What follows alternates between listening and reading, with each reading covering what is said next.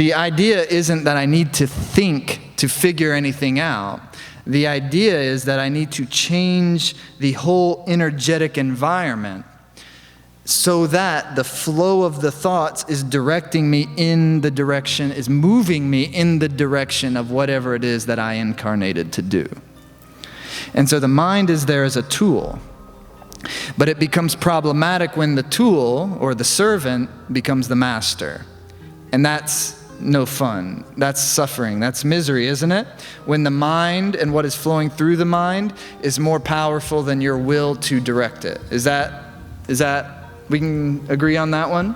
That's suffering. When the flow of thought and feeling and emotion and desire moving through my mind is more powerful than my ability to consciously direct it.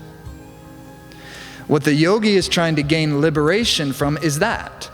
The yogi is trying to be able to generate the types of thoughts, feelings, emotions, and desires that cause you to enjoy life. Because really kind of, basic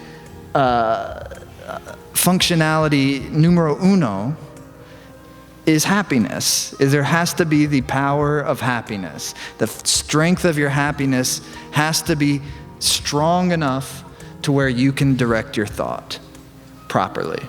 If you're happy, does it mean you won't have a negative thought? Of course not. Does it mean you won't have some weird thought? Some kind of like mean thought?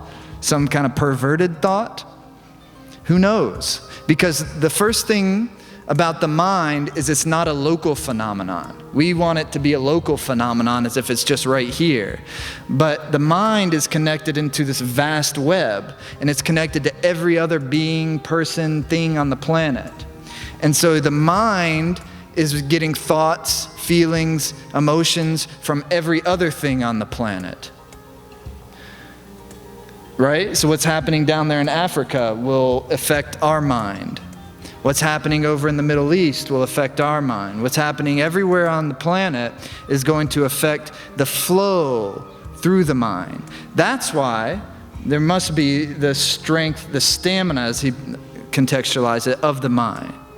Because otherwise, I'm kind of leaving the gate open for who knows what to kind of infiltrate my organism. Some of which may be altruistic and some of which may be looking for a better word than demonic. So the first thing is that the mind is not just local. So as long as I'm believing every thought that passes through my mind to be me and to be self-generated, I'm in big trouble. Because then what's happened? I've kind of put my identity, the ahamkar, I've put my identity around the thought. So I've latched onto the thought. And as soon as I latch onto the thought, then my glands support that thought. And when my glands support that thought, then the whole physical organism supports that thought. Now I'm fully inside of that thought. And that's going to become a feeling. And now it has the momentum that it's going to turn into emotion. And then finally it's going to turn into a desire. And that desire is going to determine my behavior, my actions in my life. And that's going to determine the momentum of my reality. And that's going to determine whether I'm prosperous or suffering, whether I'm happy or miserable, whether I'm compassionate or self-centered. That's also why I'm not a huge fan of being so self-introspective that it locks me inside of it. I'm so consumed by my problems, which is a good thing in a balanced way. I need to be introspective enough to purify my things that need to be purified, but not to the point to where I'm so consumed by the things that I need to work on about myself that my consumption with that starts to dominate my whole self-identity.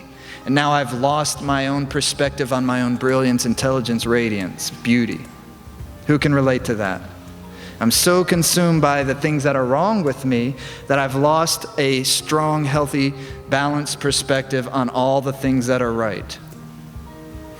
And so that's kind of a problem with a psychoanalytic approach if it's done in an unhealthy way or unbalanced way.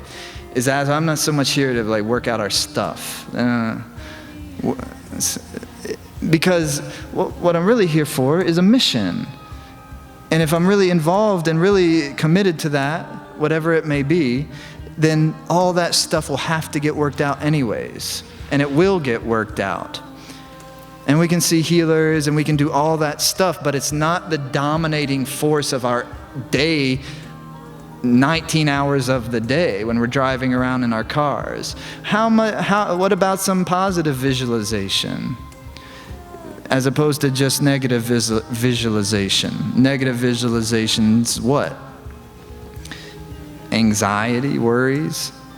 So I'm projecting some sort of negative, inauspicious future suffering that has not yet happened, but I'm visualizing it as if it's real right now.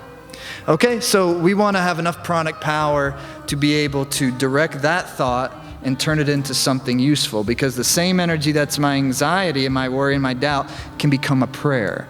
Because it has to transform, because I can't just make it disappear, but I can transform it into something that's going to be more useful. It's not that we're being delusional, that there's not some real like things that need to be worked out, but it's that we're being intelligent in our strategy in how we're working them out.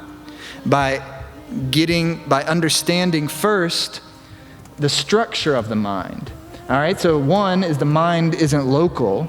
2 is the mind is a structure. It can be observed. It's material, just no differently than the body's material, but the mind is more subtle. Just like water exists in various forms, thought is like vapor. And then water is like feeling emotion. And then ice is like the neurons and the connections of the neurons. So it exists in various layers of subtlety. And so it's a structure, it has its own process. It's not just like a mystery. The yogis have figured this thing out for thousands of years. And that's what we want to get clear inside of ourselves is like, okay, how does this organism operate? That is important to know. We didn't come into the world with a blueprint, but it exists to a certain degree that you understand the mind has its own metabolism. It has its own structure. It has its own systems and processes. And then it's automatic and it's quick. So it's always moving. It's always moving. And not all of the thoughts that come through you are going to be supportive to the you within the you. Some of those thoughts must be discarded. So it has its own elimination system. Just like the body, not every part of the apple you eat is useful to you. Some of it needs to be eliminated out. If it's not eliminated, then it turns into what? Ama, toxicity. And that ama coats the tissues of the body and then creates dosha, disease. And that dosha in the tissue layers then creates a weakness of the mind. Okay? So also in the other way around. So if there's poor mental elimination, mental constipation, that turns into typically negativity. Negativity is the inability to eliminate unuseful thoughts from the psyche. Another good reason to take Triphala every night. Truly.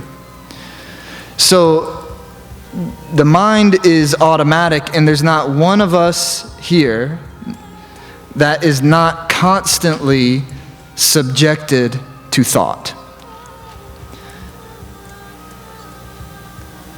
As long as you're in a human body, you're constantly subjected to a bombardment of thoughts. And that will end when?